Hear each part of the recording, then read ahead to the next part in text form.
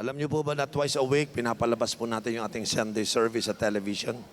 Okay, so meron po tayong Dulos TV na binobroadcast po natin yung ating mga services sa television. So pwede po kayo mag-online through YouTube or every Tuesday and Saturday, ina-announce po namin na meron tayong Sunday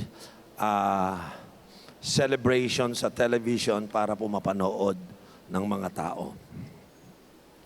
Sa araw pong ito, ang i-share ko po ay isang napakalaking concern para sa akin because ito pong topic natin ngayon ay isang napakahalagang topic na dapat maunawaan ng bawat isa. Okay? Every New Year, napapaisip tayo kung ano yung gagawin ko sa 2026. Sino sa inyo napaisip? Ano ang gagawin ko ngayong 2026? Other people will encourage you na magkaroon kayo ng New Year's resolutions. Yung iba naman, ini-encourage ka, maglagay kayo ng tinatawag ninyong strategic planning ng life mo sa 2026. So lahat ng mga negosyo, nagpaplano yan para sa business nila, para gumanda. Yung iba naman nag-iisip ng kanilang career. Ano gagawin ko sa 2026 para yung career ko mas maayos, mas maganda? Yung iba naman, nagpe-pray sila na yung kanilang income lumaki. So yung iba naman nangangarap na this year na ito, baka bumili ako ng kotse o kaya makabili ako ng bahay. Those things are not wrong. Dapat lahat tayo may planning. Kaya lang, in spite na ang plano natin ay ipapangganda ng buhay natin, di ngayong December, nag-evaluate ka, sabi mo, bakit ganon? Nagplano naman ako noong January ng maganda, ang dulo, pangit. Well, yun po yung gusto kong puntahan ngayon. Bakit yung maganda, pumangit? Pwede naman talagang gumanda. And then, napansin ko, merong isang bagay, pakinggan nyo itong mabuti, na meron kang hindi pinupurso, tinatarget mo, na isang napakamahalagang bagay. Parang itong bagay na to, sinasantabi mo lang, binabaliwala mo lang. Pero ito yung pinakamahalaga na dapat ipurso mo sa life mo. Ako po ay 37 years ng pastor. Tuwing nakikita ko po yung mga members sa Dulos, na hindi nila ito ang pangunahing pinupurso, hindi ko po nakikitang nagtatagumpay. Pero kung ito'y uunahin mong ipurso, panangangako ko sa iyo, sa pangalan ng Panginoon, hindi kayo mabibigo. So let me start reading the scripture kasi ang pinaka magandang modelo na pinaparisan ko, yung pursuing ni Lord Jesus. Yung kanyang example, paano siya namumuhay. Mababasa nyo ito una sa Luke chapter 5, verse 16. May tatlong verse akong babasahin. Una yung Luke chapter 5, verse 16. But Jesus often withdrew to lonely place and prayed. Bakit ito yung una kong verse na gagamitin?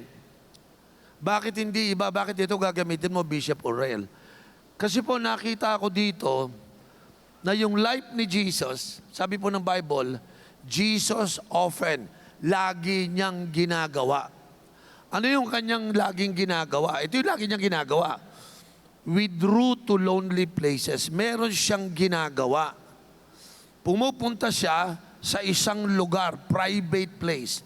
Ibig sabihin, si Jesus, ang ating Panginoon, nagpapakita sa atin ng model na lagi niyang ginagawa, nagpupunta siya sa isang solitary place, lonely place. Yung gusto niya, magkaroon siya ng nag-iisa siya. Tapos ano pala gagawin? Madalas niyang ginagawa, nagpupunta sa isang lonely place, tapos magpe-pray. Well, you don't like the word prayer, I know. Not everybody want prayer. Kasi po, mali kasi ang understanding natin sa prayer eh. Dito po, ang konteksto nito, si Kristo, hahanap siya ng isang lugar na private, na wala siyang kasama, para mag-pray. The word pray in that word, it means para mag-spend time sa kanyang Ama. So it's not just prayer that you talk something, but I want to spend with Him, with His presence, so that relationship can establish intimacy. Say that word, intimacy. Dito, wala kayong mababasang salitang intimacy dyan. Pero ang goal na naghahanap siya ng lonely place, ang goal na nagpe-pray siya dyan, because gusto niyang maka-experience ng intimate moment with His Father. Yun ang hindi dinidesire ng mga tao ngayon. What if today, as you listen to the preaching, you will consider this truth? O nga, ang dami kong gustong gawin, pero meron ka bang planong gawin ito araw-araw, that you withdraw yourself to a lonely place so that you could spend time with God for the purpose of intimacy. Say that word, intimacy. Ito bang intimacy, gusto mo ba to? Kasi po, pag hindi mo gusto ang intimacy, hindi ka maghahanap ng lonely place. Pag wala kang interes sa intimacy, hindi ka nananalangin. Are you listening? Itong intimacy na to, ito yung nagbigay sa kanya ng mga susunod na mga tamang gawain. This is Jesus. Jesus is a man. 100% man, 100% God. He is a man and God with assignment. Alam niyo po, itong year na to, ini-encourage ko, many pastors and leaders, sabi ko, ingatan mo buhay mo ngayon 2026 kasi baka maubos ang oras lakas mo sa pinaggagawa mong hindi naman pinapagawa sa iyo. Kuya Oriel, paano ko malalaman na yung dapat kong gawin, yung assignment ko lang? Hindi mo talaga malalaman kasi wala ka namang intimacy kay Lord. Only intimate relationship, those people who target to become intimate with God will receive the instructions. Kaya yung iba po, ang buhay natin, maawain tayo, hindi naman natin pinapagawa sa atin ni Lord yon. Napaka-busy natin, dami natin ginagawa, nasasayang yung energy, bandang dulo, walang result, walang success. Yung isa nagnegosyo, tanong ko siya, pinagnegosyo ka ba ni Lord ngayon? Wala po, parang nagaya lang po kasi. Uso ko kasi ngayon ng milk tea. Ngayon, sarado na tindahan niya. Alam niyo kung bakit? You are doing something na hindi galing sa instruction. Kasi yung instruction, magmumula kasi yun sa intimate relationship mo sa Diyos. Ngayon, kung wala kang target na magkaroon ka ng intimacy kay Lord, saan ka kukuha ng instruction? Alam mo naman si Satanas, mahilig mag-instruct. Si Satanas, hindi mo siya imbitahin, bibigyan ka ng instruction. Pero hanggat hindi ka pumupunta doon sa isang lonely place to spend time with God in an intimate relationship, that's the only perfect place where you receive a specific instruction from the Lord. Dito tayo nalilito. Gawa tayo ng gawa. Di nyo napansin, 2025, napaka-busy mo. You are very active and yet you are not productive. Diba? You are full of activity but you find out there is no productivity. Puro activity lang, puro active lang. But where is the product? Where is the productivity? Because you might find yourself being active without productive. Because ginagawa mo yung hindi naman pinapagawa sa iyo. So I need to learn my lesson. Makinig po kayo mabuti. This is so important. Itong 2026 na ito, papasok tayo sa isang taon, baka naman ang pinaggagawa natin, yung hindi na naman pinagagawa sa atin. Ito yung nangyayari sa napakaraming ordinaryang Pilipino sapagkat hindi natin nakita ng ating Panginoong Hesus nagpunta sa lupa para maipakita sa atin paano mamuhay ng merong assignment that is led by instructions. Jesus never go to the solitary place for nothing. He goes to the lonely place and he prayed because daily he need an instruction, guidance, and leading para sa kanyang life. Ngayon, nakukuha mo lang yon that when you come to God for intimacy purpose, that's the time. Nako, maraming makakatipid ng buhay at pera kung makikinig lang kayo ngayon. Meron ba kayong ginagawa ngayon na hindi naman pinapagawa sa iyo? Lord, gusto ko na pong mag-asawa, pero anak, 2 years old ka pa lang. Hindi pwede talaga eh. So I begin to look into the scripture, yung life ni Christ ay laging nagwi-withdraw to lonely place. Alam nyo, lagi niyang kausap yung primary 12 niya. Lagi niyang kausap yung mga tao. Pero, mas inuuna niya na pumunta sa lonely place to talk to His Father. Ito yung hindi natin makuha kasi, di ba? Sino sa inyo, sumasama ka sa grupo ng mga tao na hindi ka naman doon pinapasama ni Lord? I've been seeing this a lot of time. May mga appointed people sa iyo si Lord, hindi mo pinapansin. Gusto mong sumama doon sa mga taong hindi naman appointed para sa iyo. Nangyari sa iyo, nasira buhay mo, nasira business mo, nasira life mo, nasira ministry mo. Because you know why? You are no longer led by the instruction. Alam mo kung bakit? Wala ka namang intimacy kasi kay Lord eh. Ngayon, kahit i-correct ka ng nanay mo, ng tatay mo, hindi ka makikinig. Because you are led by the flesh. You are led by the enemy. So, ang dami ko po nakitang nanginayang ako. Maganda na, pumangit pa eh. So, ang goal ko po ngayon sa umagang ito is how to convince you, go back to your intimacy with God. Balikan mo, ito yung ipurso mo ngayon. Wag mo na kotse, wag mo na bahay, wag mo na karir. Ang ipurso mo lang muna, yung intimacy mo kay Lord. Sino rito naniniwala, ito yung dapat maging purso ng mga taga-dulos, yung intimacy with God. Ayoko munang magpurso na ma-identify ako kay ganito, ayoko na muna yan. Gusto ko munang ma-identify ko muna ang sarili ko sa Panginoon. Let's go to the book of John. Tingnan niyo po ito, yung next verse. Lagyan mo yung next verse. Dito po kasi sa book of John, chapter 5, verse 19. Tingnan niyo po, yung mga statement na ito na sinulat ni John about Jesus. Tingnan niyo po sandali. Sabi dyan, no? Jesus gave them this answer, very truly I tell you, the Son can do nothing by Himself. He can do only what He sees His Father's doing. Because whatever the Father does, the Son also does. Ito po yung isang napakagandang perfect illustrations na si Jesus ay merong intimate relationship sa kanyang Father. Sa kaka-relationship niya ng intimate, sa kaka-spend time niya palagi sa Diyos, meron siyang nakitang ginagawa yung kanyang Ama at gusto niyang gawin yung ginagawa ng kanyang Ama. Think about this. The Son can do nothing by Himself. Yan ang unang statement. The Son can do nothing by Himself. Sa Tagalog, kung ako lang mag-isa, hindi ko ito magagawa.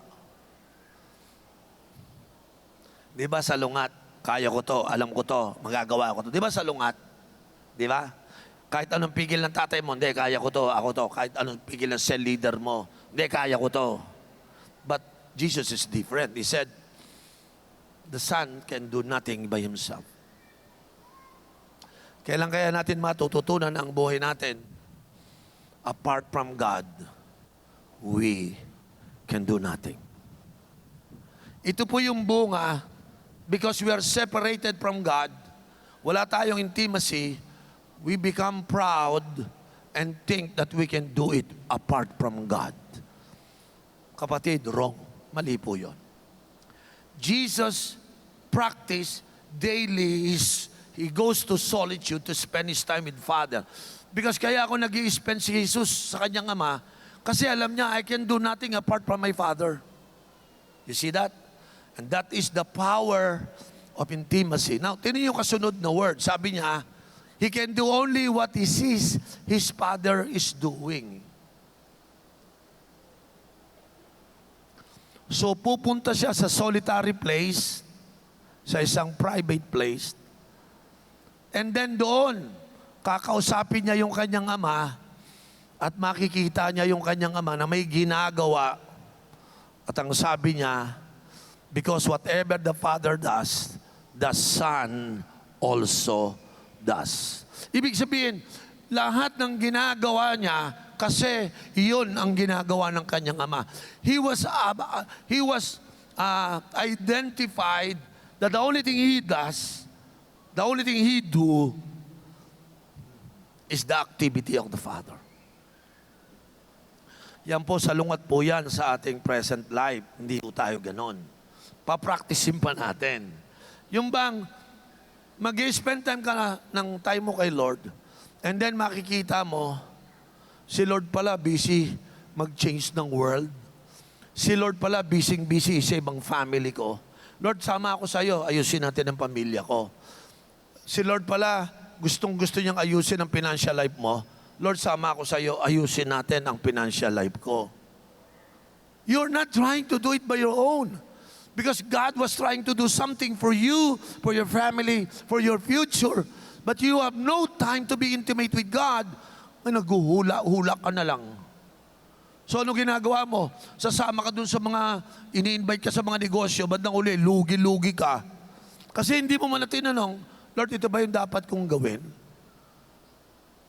You failed to ask the question, ito ba yung ginagawa ng Panginoon para sa ikabubuti ko?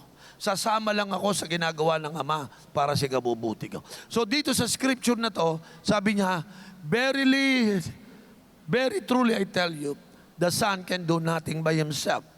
So hindi ako gumalaw, hindi ako pwedeng gumalaw ng sarili ko lang. He can do only what he sees his Father doing. Nakita yung word na only? Ang ginagawa niya lang, yung nakikita niya sa kanyang Ama. Because whatever the Father does, the Son also does. I think this is the greatest challenge na dapat po nating. Next verse, punta tayo. John 8:21, sabi dito, the one who sent me is with me. Tingnan nyo yan. Sino nag-send sa kanya? Yung Father. So sabi niya, kasama ko ang Father. Confident siya, sinend ako ng Ama pero sinasamahan ako. Tapos sabi dito, He has not left me alone. That is the power of intimacy. Dahil intimate sila ng Ama, hindi siya sinend na hindi sumama ang Ama. Tapos nung sumama ang Ama, ni minsan hindi ako iniwanan. Hallelujah. For I always do what pleases Him. Let me tell you my story. Yung first 5 years of my ministry, I was given an assignment by God to become a pastor. I was so young at that age of 25. Ang problema ko, nung magpapastor po ako, walang kayang magsweldo sa akin kasi ang mga membro may hirap. Iilang peraso pa. So lahat ng mga kaibigan ko sabi sa akin, paano ka magtatagumpay? Yung church mo walang pera, paano ka masusweldo? Baka mamatay ka sa gutom. Lahat ng sinabi nilang warning, naganap lahat sa akin. Totoo po, naghihirap ako. Halos mamatay ako sa gutom. Pero isa lang masasabi ko, He has not left me alone. 37 years na akong pastor, buhay pa ako. Alam niyo kung bakit? Hindi po ako iniwanan ng Diyos. Kasi yung pinapagawa niya sa akin, yun lang ang ginawa ko. Ano kaya nag-artista ako nung ako yung mga 25 years old? Ano kaya nangyari, no? Pumato kaya ako sa takilya? Malamang nalugi ang lahat ng production, di ba? So hindi ako gumawa ng ibang bagay because I believe the one who sent me will never leave me alone. Dito tayo lumalakas ang loob, mga kapatid. For I always do what pleases Him. You see? Si Jesus, hindi siya gumagawa outside the pressure ng mga tao. Inuutusan siya. No. Ang gagawin ko, yung what is pleasing to Him lang. Very piling-pili ang galaw niya. very piling-pili yung sinasamahan niya. Kasi it's very dangerous to become part of a group that contradicts your calling. So dito po sa Church ng Dulos, malinaw sa akin, may pinapagawa sa atin ng Panginoon. And I stick with that, and I only do what it pleases to God. Tingnan mo sa katabi mo. Sabi mo sa kanya, be intimate with God. Sabi mo sa kanya ulit pa, be intimate with God. This is very important. Now, why intimacy with God should be your greatest pursuit? Bakit mo ko, Bishop Orel, sinasabi sa akin na ang greatest pursuit ng life ko is to be intimate with God? May mga tao ganito eh. Ang greatest pursuit niya, magkaroon ako ng barkada at kaibigan. Wrong. Yung iba naman, ang greatest pursuit niya, dapat may magandang bahay, may magandang kotse. Yung iba naman, dapat kaibigan ko lahat. Yan ang kanyang pursuit. Pero itong pursuit ng intimacy with God, mukhang hindi ito ang ating greatest pursuit. So we have to ask the question, why intimacy with God must be your greatest pursuit? Itong bagay na ito, pag ito ang inuna mo, madali na lang yung mga gusto mo. Kasi ito magbibigay sa iyo ng wisdom, ito magbibigay sa iyo ng guidance, ito ang maglilid sa iyo, ito magbibigay sa iyo ng instruction. Pastor, kung wala akong intimacy, nako, makikinig ka do sa mga tao. Makikisama, makikilagay ng instruction sa iyo mga yan. Kaya ikaw gagalaw ka sa instruction ng kaibigan mo, ng mga close friends daw, but you must be led by God. Because your friend can never match the guidance of this infinite being, none other than the divine God. So punta natin, ano yung unang reason bakit dapat tayo maging intimate kay Lord? Number one reason, it is the very purpose of our creation and redemptions. Alam mo ba na kaya si Jesus namatay sa krus ng Kalbaryo?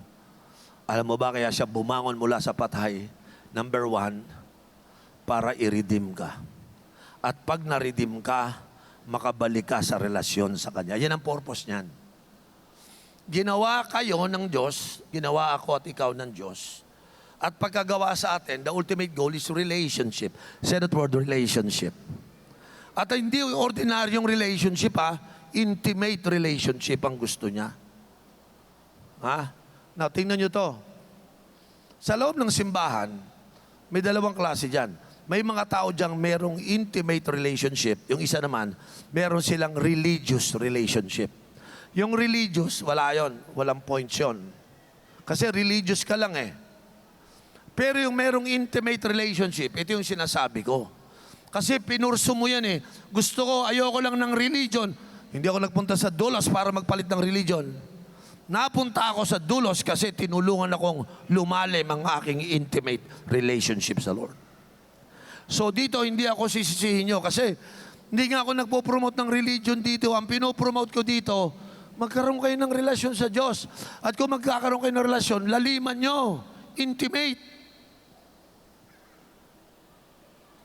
So by design, according to creation, sabi ni Lord, gagawa ko ng tao. At yung taong ginawa ko, magiging magkaibigan kami. Mahal ko siya, mamahalin niya rin ako. Yun ang creation. Yun ang design.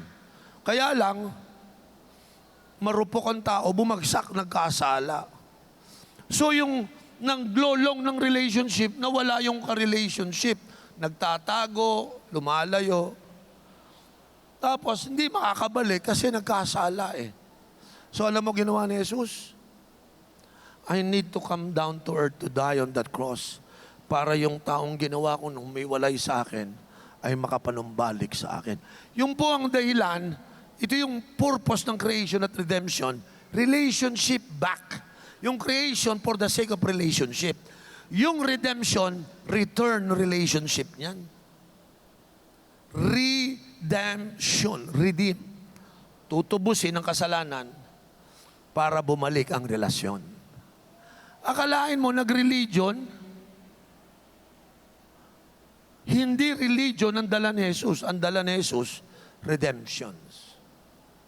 So kung ako may nagpo-promote dito ng intimacy with God because that is your original design. You are created by God to be connected and having an intimate relationship. Yan ang unang reason. Pangalawa, puntahan po natin yung pangalawa. Number 2, it is the true source of identity and security. Pag nagkaroon kayo ng relationship, tapos tinaas mo sa next level, intimate, diyan nyo po na-realize yung inyong identity. So let's go back to my story. 5 years nagpastor ako, wala akong pera, wala akong sweldo. Ang kakampi ko lang, yung Diyos. Alam niyo po ba, yung first 5 years ko, wala akong sweldo, pero bakit ako nabuhay? Alam niyo kung paano? Nasabi ko sa sarili ko, kinausap ko sarili ko eh. Yung misis ko andito ngayon. Kasi pagdating po ng 25, nagpastor ako, 27, nag-asawa ako. Next year, may anak na ako si Grace. So 3 na kaming kumakain. The next year, 4 na kami. So pagdating po ng 5 years, hindi lang ako mag-isa kumakain. 3 na kami hanggang 4. But you know what? Hindi ako tumigil magpastor. Nagtuloy-tuloy ako. And I can only remember is this. Hindi ako pababayaan ng aking master. Yung aking ama, anak ako niyan Diyos, hindi ako pababayaan. Ibig ko sabihin, sa kabila ng... Sino may problema dito? Ha? Mabigat. Ano problema mo? Alam mo ng mga Pilipino, ang problema lang yan, 6. Atik, datong, kwarta, salapi, pera, money. Laging pera ang problema. Di ba? So meron tayong scarcity, meron tayong poverty, meron tayong frustration. We feel bad about our finances. Mas malala po yung kondisyon ko sa inyo. Wala talaga. Pero alam nyo, sa kaka-spend time ko kay Lord, nagkaroon ako ng na-secure ko yung aking identity. Oriel, huwag kang mag-alala. There is a God, your Father, who loves you. Wala pa rin akong pera. There is a God who loves you. Wala pa rin akong pera, but there is a Father who loves you. Doon ako nabuhay, yung laging kong inaalala yung identity ko. I begin to identify myself with my Father in heaven. Sa totoo lang mga kapatid, may hirap-hirap ko, pero hindi ko naramdaman na may hirap ako. Kasi ang pakiramdam ko, anak ako ng hari, ang may-ari ng mundong ito, pero wala pa rin akong pera. Pero secure yung identity ko. Hindi ako napaayaw, hindi ako nag-quit, because my identity gave me security. Secure ako noon. Pare, walang sweldo, nagpapastor, pero secure. Bunga ho yun ng ating intimacy with God. Amen? Sino sa inyo, confirm mo na anak ka ng Diyos? Taas yung kamay, Pastor, alam ko, anak ako ng Diyos. Ha? Ba't ang dami mong problema? Kahit lang may problema, basta alam ko, anak ako ng Diyos. That there is a Father in heaven who really loves me. 37 years na po ako, ganun pa rin ang pakiramdam ko. Meron o walang pera, that is not my identity. Hindi ko identity yung walang pera. At lalo kung hindi ginawang identity, yung may pera ako. Ang identity ko, anak ako ng aking Ama sa langit. Pag titingnan ko yung Ama ko sa langit, hindi purdoy. Sino rito tatay mo mahirap, pero yung Ama mo sa langit, hindi mahirap. When you spend time with God like Jesus, hindi niya napipil na siya'y kawawa, hindi niya napipil na siya'y walang-wala. Alam niya, sabi niya, ang Ama ko will supply all my needs. Akalain mo si Lord, walang pera sa pulsa si Jesus. Sir, magtatax daw tayo. Sige, magbayad ng tax. Saan tayo kukuha ng pera? Punta ka doon sa ilog. Meron diyang isang tilapia. Kunin mo. Pagbukas ng tilapia, may pera yan. Bulsa ko yun. Nandun ang bulsa ko. Sino po naniniwala ang pera na dyan lang sa paligid? Pag-aari lahat ng Diyos yan. Kung kinakailangan, ibigay sa iyo yan para tulungan ka, ibibigay niya sa iyo yan. Amen? Say amen? Sabi mo, sa tilapia yan, pare. Sa tilapia yan. Totoo ba yun? Nasa tilapia, di ba? Lumabas yung pera sa tilapia. Napaka-imposible naman. Ang resources, dahil siya may-ari, kung saan niya lang niligayan. Kaya lang, sikreto kung makukuha mo. Sino sa inyo naniniwala, God will supply every needs that you have? Pangatlo, tingnan nyo po bakit mahalaga ang intimacy kay Lord. Number 3, lagay natin. It is also the wellspring of power for everything else. Ay, nako, hallelujah. Kailangan po natin ng divine enablement, power tawag doon. Yung si Lord ang mag-i-enable sa'yo para magawa mo ang isang bagay. Alam mo, sabihin ko sa inyo ang totoo, yung pagbili ng bahay, hindi madali yon. Yung pagbili ng kotse, hindi madali. Yung mapag-aaral mo yung 3 anak mo na may binabayaran ka apartment, kunyari tubig, hindi yung madali yan. But huwag kang matakot. Because when you are intimate with God, God will enable you. God will empower you so that you can do all things through Christ who strengthened me. Ang sarap magkaroon ng intimacy kay Lord. Pag tayo intimate kay Lord, Lord, paano ko to? Sabi ko sarili ko, Lord, paano ko babayaran yung bahay, yung kuryente, yung tubig? Hala, mag-aaral na si Grace, ano gagawin ko, Lord? Bigyan mo ko ng wisdom. And you know what happened? Then God gave me instructions. Ngayon po, yung mga anak ko gumraduate.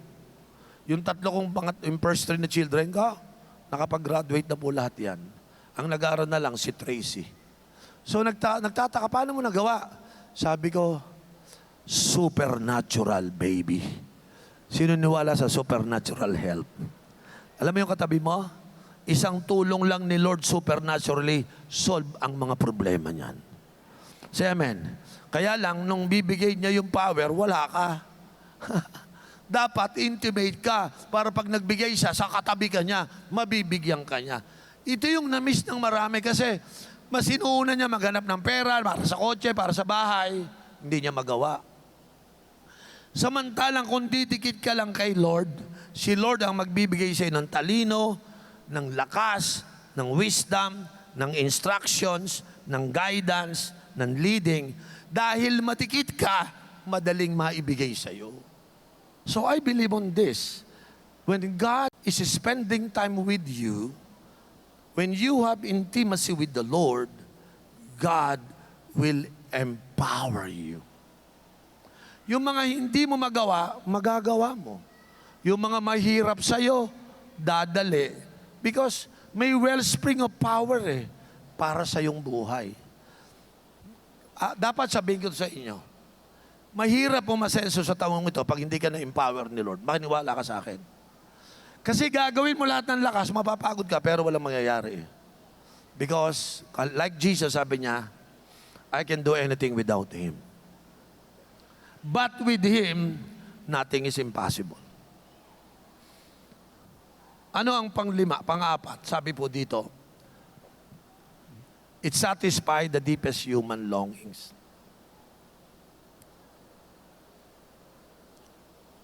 Ito po yung nagsasatisfy sa atin. Bakit mayroong isang tao maganda bahay, nagpakamatay? Hindi na-satisfy ng bahay.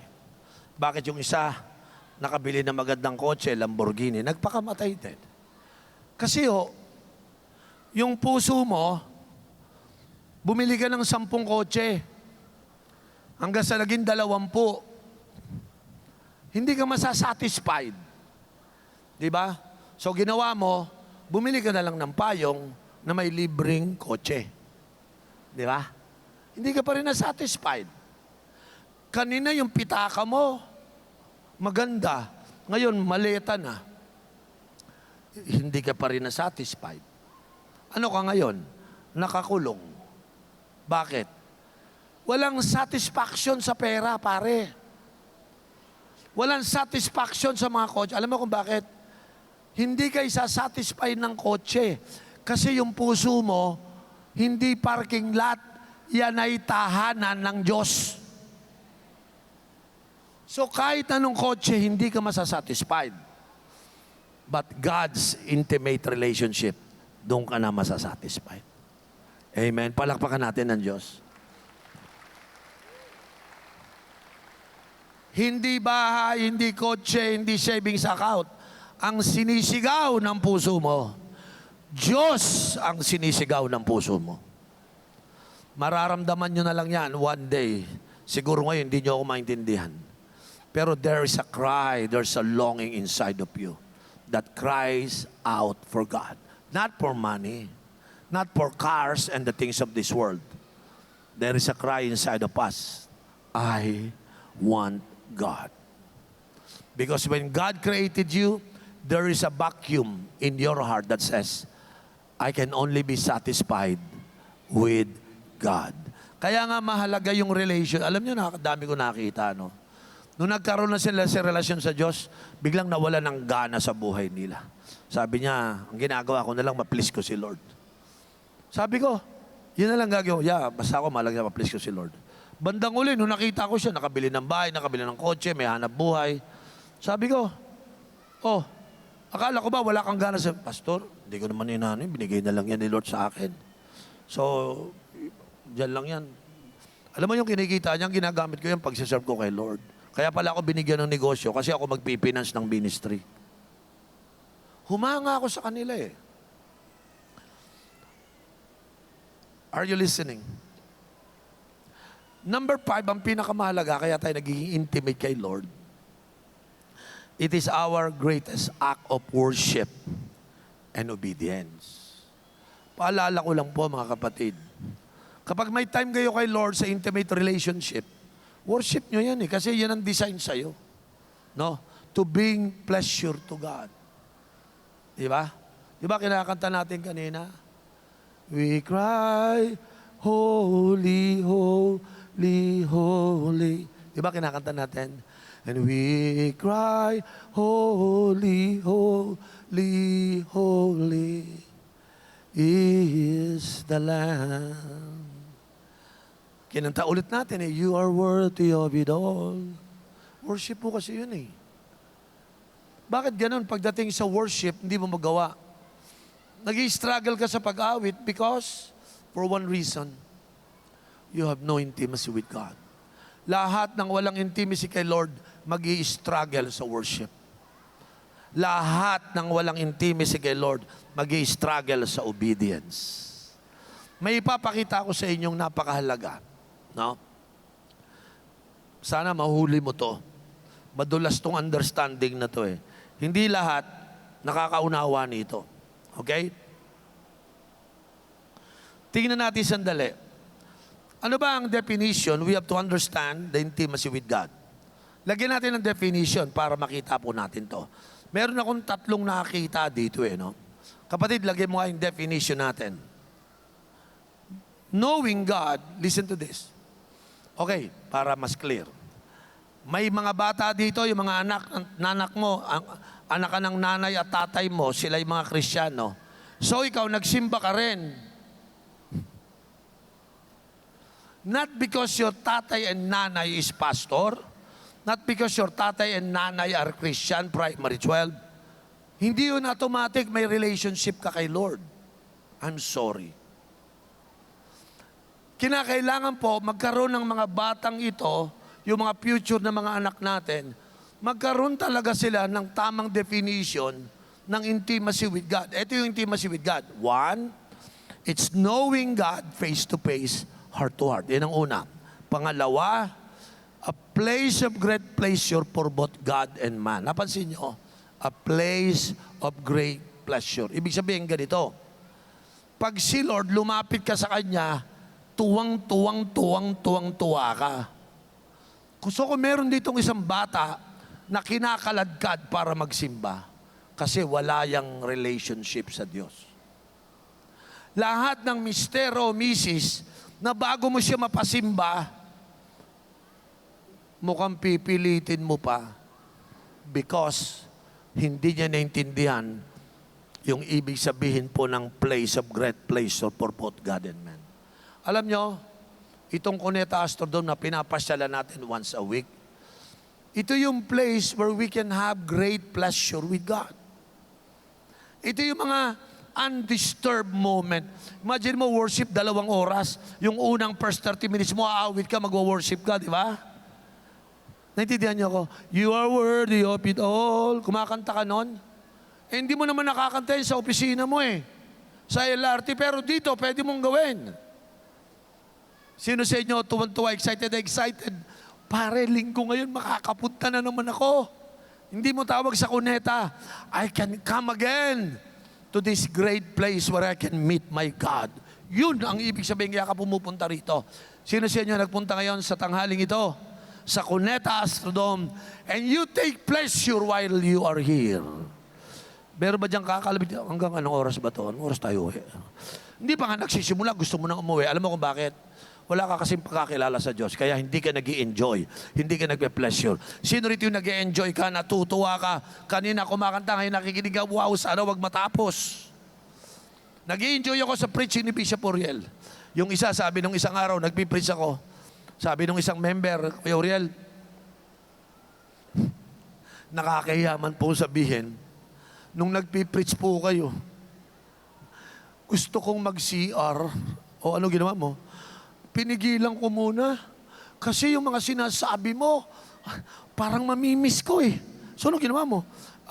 Kamuntik na ako mapaihi. Buti nag-closing prayer na kayo. Pagkatapos mo, tumakbo ako. Ay naku, hindi na ho umabot. Pumatak na bago na ano. Sabi ko, itong tao na to, he is experiencing great pleasure when they are listening to the Word of God. Amen? Sabi mo nga sa katabi mo, mamaya ka na umihi. We take pleasure. Amen? Tapos dito yung nagte-take pleasure ka kapag nakikinig ka ng Word of God. Kapag ikaw ay nag-worship. Sino rito yung pagdating ng worship? Wow! Mag-worship. Mamaya mag-worship tayo and I want you to take pleasure on it.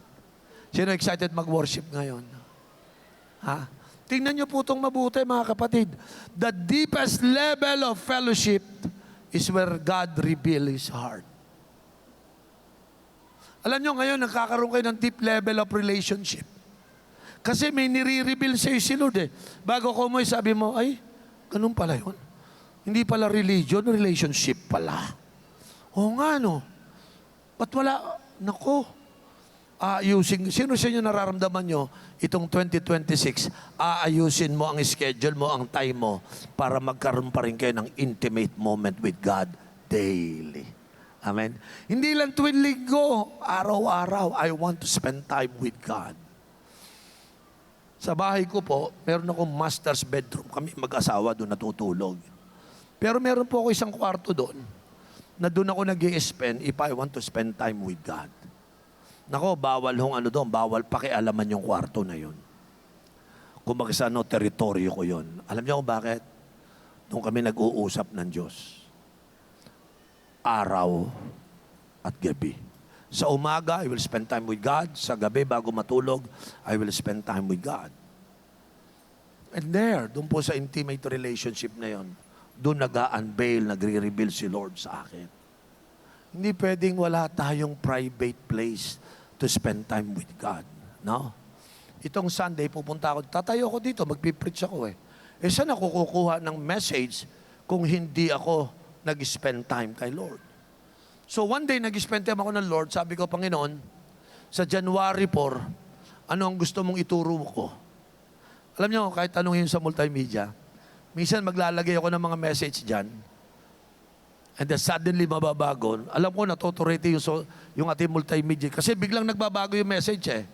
Alam niyo kung bakit? Because there was a divine instruction of the Lord.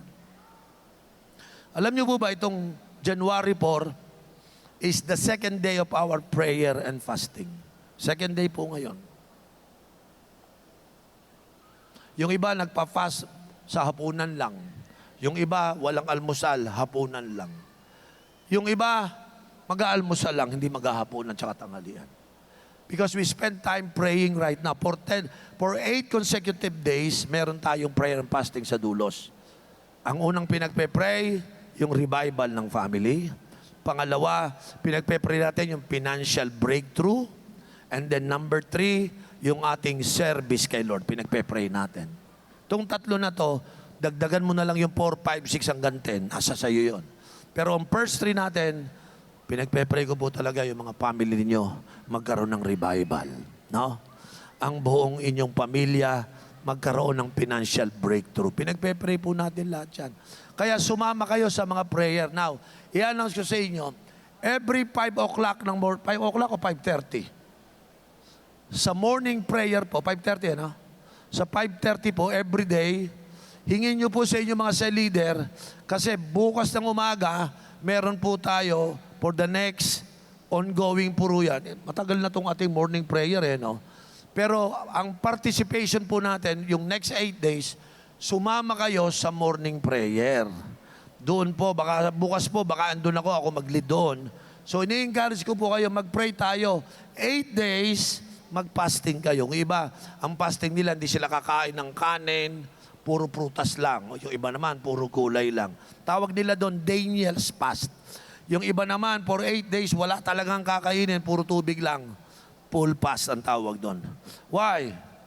Kasi yun po ang gusto natin gawin. Tingnan niyo po ito sandali. If you want a deeper level of fellowship, where God reveal Himself, meron talagang lugar para siya nagre-reveal. Alam niyo po, as an experience, pag po ako nagpe-prayer and fasting, ang inaabangan ko sa fasting ko, hindi yung makapag-pray ako, makapag-reveal sa akin si Lord kung ano dapat kong gawin. Last and final, ito yung pinakahuli. Gusto ko po magpaalala sa lahat. Puntahan po natin itong 2 type of knowledge. Ito po yon. 2 types of knowledge. Meron kasi mga scripture, be still and know that I am God. Yung salitang know, okay, may meaning yun no? Another word is, the people who know their God, they shall do exploit. I pray that you would grow in the knowledge of God. Ito, lahat ng mga bata, makinig kayo ha. May 2 klaseng knowledge, lagay mo yan. 2 type of knowledge, yung sa kanan, yung gnosis. Gnosis means it's a mental knowledge, it's a theoretical knowledge. Pero itong epignosis, iba ito. It is an experiential, revealed knowledge that foster a deeper relationship. Practical to. Tingnan nyo to.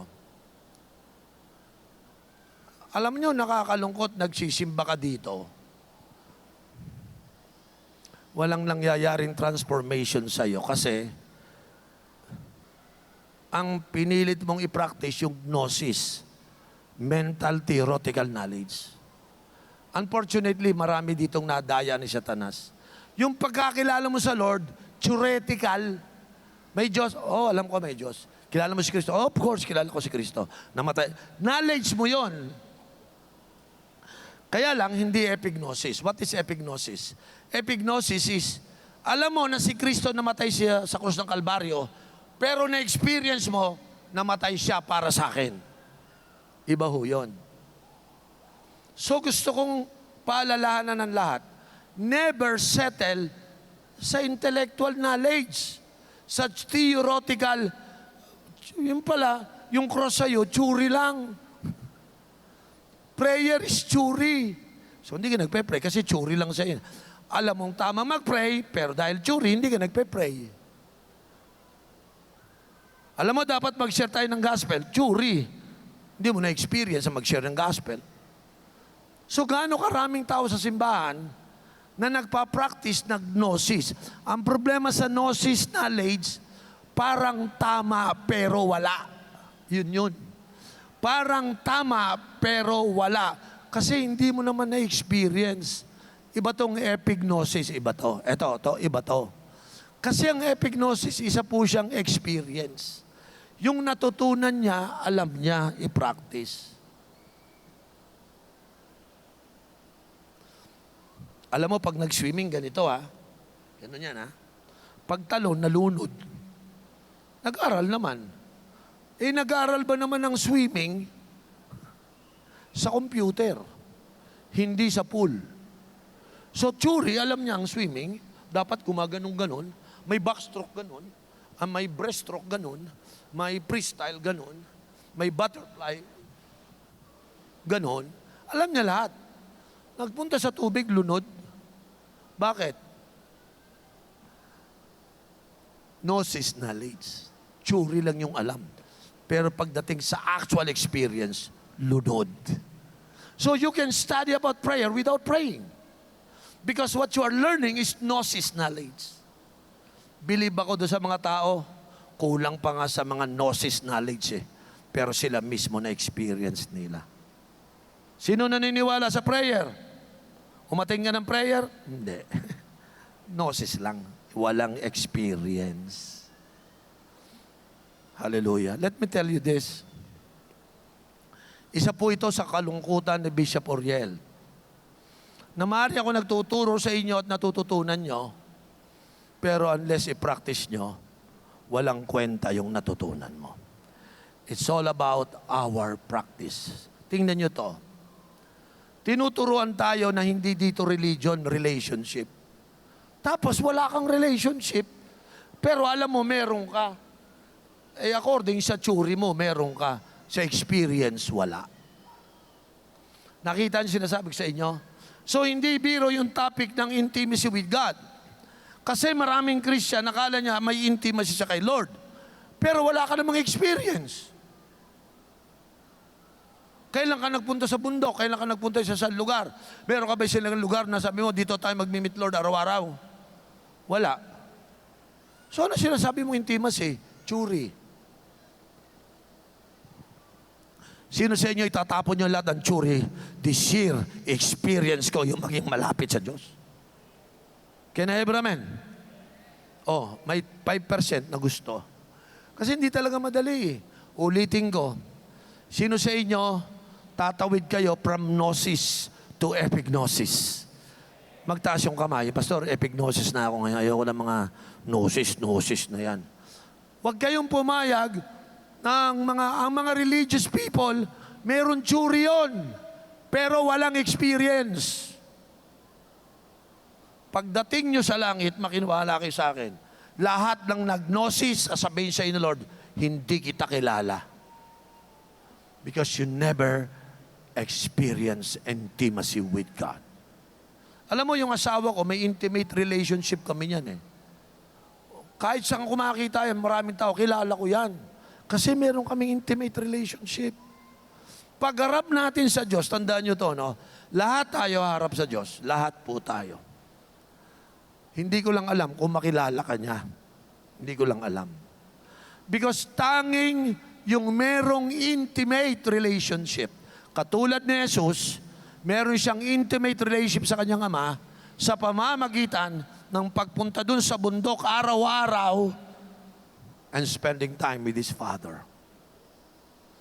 Sino sa inyo magbabago ng pananaw? Sabi mo nga sa katabi mo, I am not religious. I am enjoying my relationship with God. Amen? Sino sa inyo magdi-decide ngayon, Bishop, tama ka. Today I make a decision. I will see to it that I will pursue God. I will pursue God. I will no longer pursue the things of this world. Kasi ganito yun eh. Subukan mo, ipursu mo si Lord. If you seek God first, then all these things shall be added unto you. I-try nyo para mapatunayan ko sa inyo, totoo ang salita ng Diyos. Huwag nyong sayangin ang buhay nyo. Yung puro lang kayo gnosis. Wala kayong epignosis. This year, the goal is epignosis. Amen? Amen.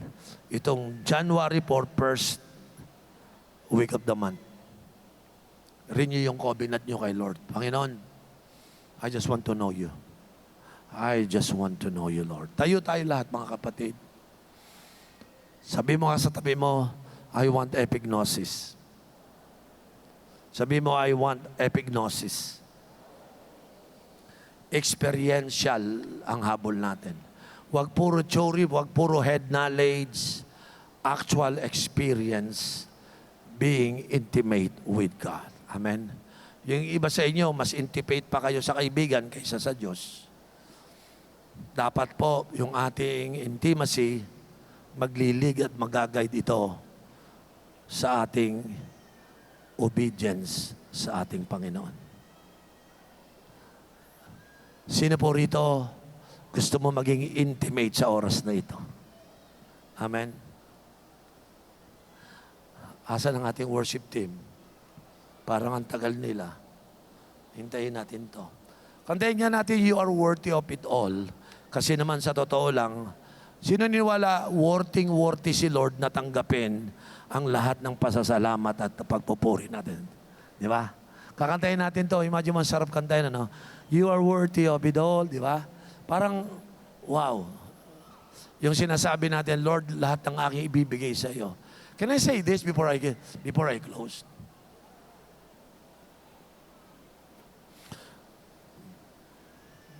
Sino sa inyo, sinanay mo ang sarili mo na lagi kang binibigyan ni Lord? You are a receiver. Alam nyo, this year sana magawa mo to. No? Ako gusto ko itong gawin talaga. Nakilala ako ng Lord, hindi taga-receive. Kilala ako ng Diyos na taga-give sa Kanya. Sino sa inyo magkukumit? I want to give something to God. Not just always, no, receive lang ako na. I'm no longer a receiver. I become a giver. Because intimacy transformed my life. Ano kaya maramdaman ni Lord na yung anak ko, hindi na humihingi, bigay na lang ng bigay. Hindi naman niya kailangan ng pera eh. Hindi niya kailangan kotse. Ano ang ibibigay mo? Yung iyong worship. Yung iyong obedience. Sabi mo sa katabi mo, huwag kang makunat sa worship. Ha? Sino rito yung hindi ka magiging makunat sa worship? Ha? Huwag kang makunat sa obedience. Yan ang hinihingi ni Lord. Say amen. How many of you want to say to yourself, I'm a giver. I'm a giver for this year. I want to learn to give. Amen? Yung bang pag Sunday, ayaw mo magpalit kasi baka hindi mo maibigay yung worship mo. Sa umaga, hindi mo inahayang, hindi ka nagbabasa ng Bible kasi ayaw mong hindi maibigay yung pagsamba. Every day, you are a giver to God. Amen? Huwag mo na isipin yung bigyan mo yung mga tao, yung Lord mo na bigyan mo. Because God is worthy of it all. Amen? Sino po may natutunan sa hapon pong ito? Gawin natin itong January na to. Ni-encourage ko kayo, mag-invite kayo ng mga tao, punuin natin itong place na to. Kasi yan ang nakaka-please kay Lord. Tama po ba? Marami mga hungry souls na dapat nilang madinig ang mga mensaheng ito. Hallelujah. Tama na yung mga, tsuri ng God. Why not experience God? Amen? Why not? Sinasayang natin ang pagiging Kristiyano natin kung ang Diyos sa iyo isang tsuri lang because you don't have intimate relationship with Him. Marami kasi tayong tatapon eh. Kapalit ng intimate relationship with God. Sino to willing na itapon mo na yung religious spirit mo? Magpapakatotoo na ako ngayon. Sayang, nagsisimba ka nga, late ka naman, nagsisimba ka, hindi ka naman nagno-notes. Kasi nga, hindi, lang sa'yo, tsuri lang ang Diyos eh. Pag uwi mo sa bahay, lasing ka, nagyoyosi ka. Kasi ang Diyos, tsuri lang sa'yo. He never become a real God to you. But I pray that as you come to the altar, you show up yourself because you realize that this is the time for me to be serious about my relationship with God. Itong 2026, italaga mo that not because you're a son or a daughter of a pastor, not because you're a son of a spiritual leader, automatic, hindi yung automatic, I'm sorry to disappoint you. Hindi porke tatay mo pastor, Christian ka. I'm sorry to disappoint you. And not because your father is a Christian leader to the church. Christian ka. I'm sorry. You have yet to experience by yourself. You have yet to experience by yourself. Encounter with God is a personal experience. Hindi ho transferable. 2026, tiyakin mo, meron kang relasyon sa Diyos. Amen? Mawala na lahat, malito na ang lahat, pero tiyak ko may relasyon ako sa Diyos. Because you know why? I say this for one reason. Dumaan po ako sa mabibigat na problema. Walang tumulong sa aking tao, maging ang aking kapatid at magulang, hindi ako matulungan kasi wala rin sila eh. Buti na lang hindi ko nakalimutan sa puso ko that there is a God who loves me. Wala akong pera, lahat wala. Hindi ko pinapahalata sa asawa ko kasi baka madamay. It is by myself. Kinukonvince ko ang sarili ko, don't worry, Oriel. There is a God who loves you. Alam niyo po kung wala akong relasyon sa Diyos, aayaw na ako. Malamang hindi na ako pastor ngayon. Baka sa iba na trabaho ko. But you know why I stay here? Because deep inside my heart, I know by those intimate moments with God that there is a God who loves me. Kapatid, huwag kang bumigay. I know some of you have problems. It could be sickness, it could be finances, it could be relationship. But you know what? I want you to hear this. Isi-save ni Lord ang family mo. Isi-save ni Lord ang financial situation mo. Isi-save ni Lord ang relationship ng inyong family. Isi-save niya ang business mo, ang trabaho mo. But gusto ni Lord, hingi ka sa akin ng tulong. Punta ka sa akin, bibigyan kita ng wisdom. Bibigyan ka ng... Huwag kang pumunta kung kani-kanino. Iwasan mo ang Bombay pag may utang ka. Ako puntahan mo. Then I will give you wisdom. I will give you understanding. Alam niyo, yung pagpunta natin sa Diyos, yung katulad na ginagawa ni Christ, diyan lang kayo matututo mag-worship. I don't know how to worship. Batang kaya po ako eh. I don't know how to do that. But you know, when I desire to become intimate with God, diyan po ako natutong mga umawit ng pagsamba sa Panginoon. Sa araw na ito, sino sa inyo aamen? The only thing I need now is God. The only thing I need is God. Hindi tao, hindi kaibigan. Madidisappoint kayo kung ang kinukuha mo ng pleasure, lakas ng loob, yung kaibigan mo. I'm sorry to tell you, you will be disappointed. Diyos lang talaga, wala nang iba. Sino po naniniwala? Walang kapalit ang Diyos. Siya lang. Amen. Thank you, Jesus. Sino rito naniniwala? This year, sisikat si Jesus sa tahanan natin.